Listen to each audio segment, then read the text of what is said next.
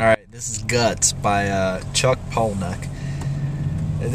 Printed in Playboy magazine, March 2004. Inhale.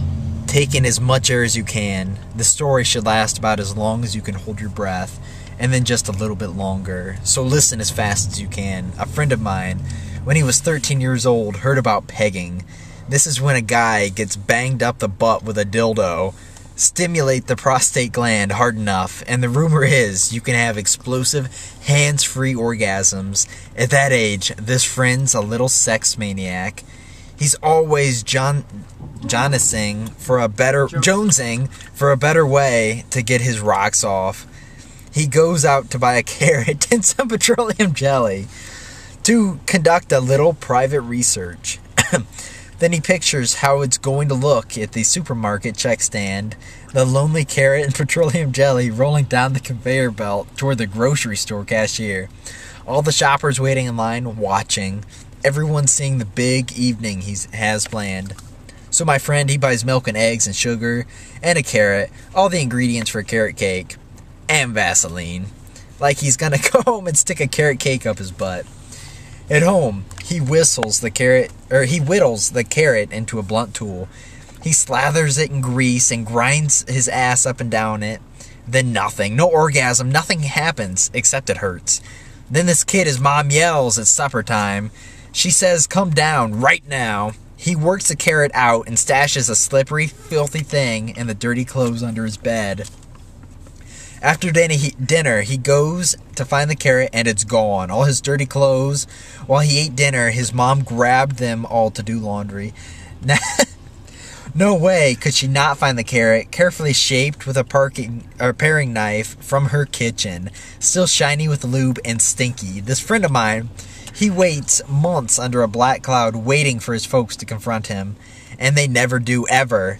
Even now he's grown up, the invisible carrot hangs over every Christmas dinner, every birthday party, every Easter egg hunt with the kids, his parents' grandkids. That ghost carrot is hovering over all of them. That's something too awful to name. People in France have a phrase, spirit of the stairway. In French, esprit de l'escalier.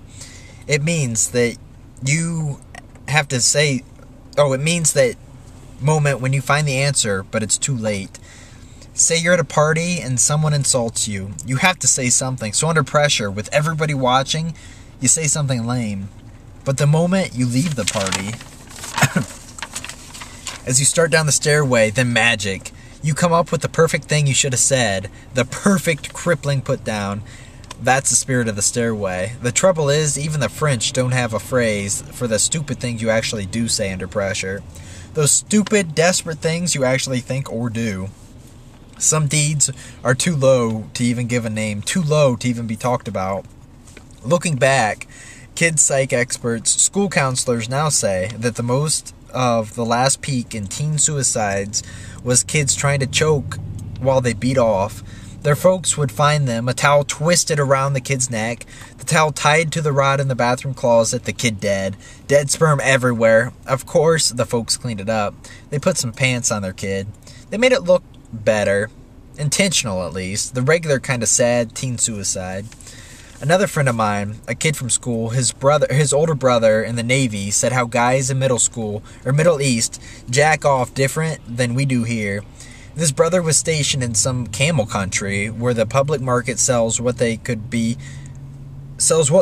fancy letter openers. Each fancy tool is just a thin rod of polished brass or silver, maybe as long as your hand, with a big tip at one end, either a big metal ball or the kind of fancy carved handle you'd see on a sword.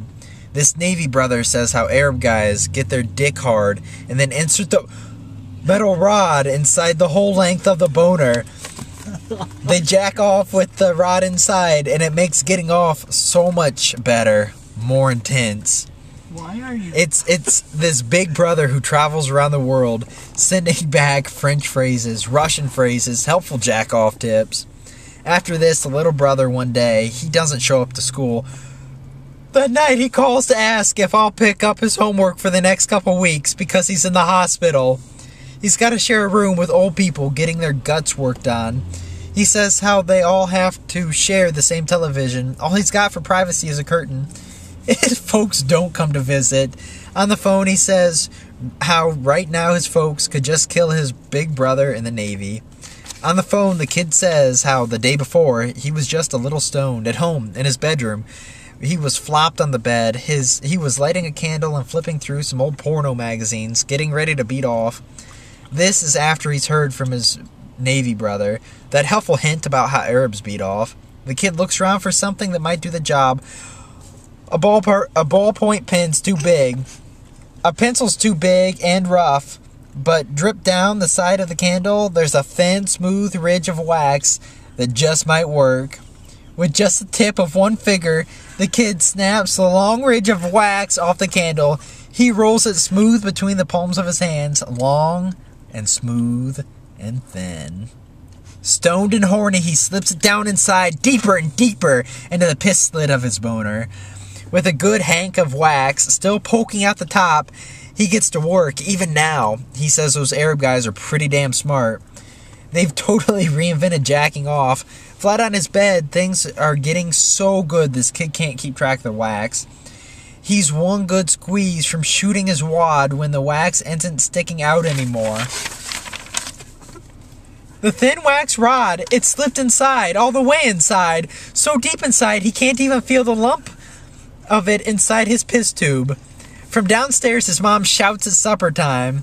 She says, come down right now. This wax kid and the carrot kid are different people, but we all live pretty much the same life. It's after dinner when the kid's guts start to hurt. It's wax, so we figured it would just melt inside him and he'd pee it out. Now his back hurts, his kidneys, he can't stand straight. This kid's talking on the phone from his hospital bed. In the background you can hear bells ding, people screaming, game shows.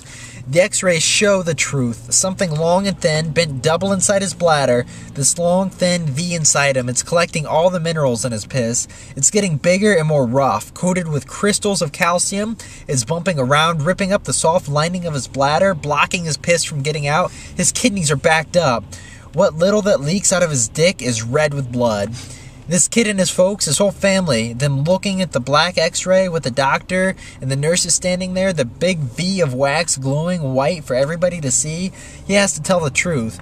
The way Arabs get off, what his big brother wrote him from the Navy. On the phone right now, he starts to cry. They paid for the bladder operation with his college fund. One stupid mistake and now he'll never be a lawyer. Sticking stuff inside yourself, sticking yourself inside stuff, a candle in your dick, or your head in a noose, we know it's going to be big trouble.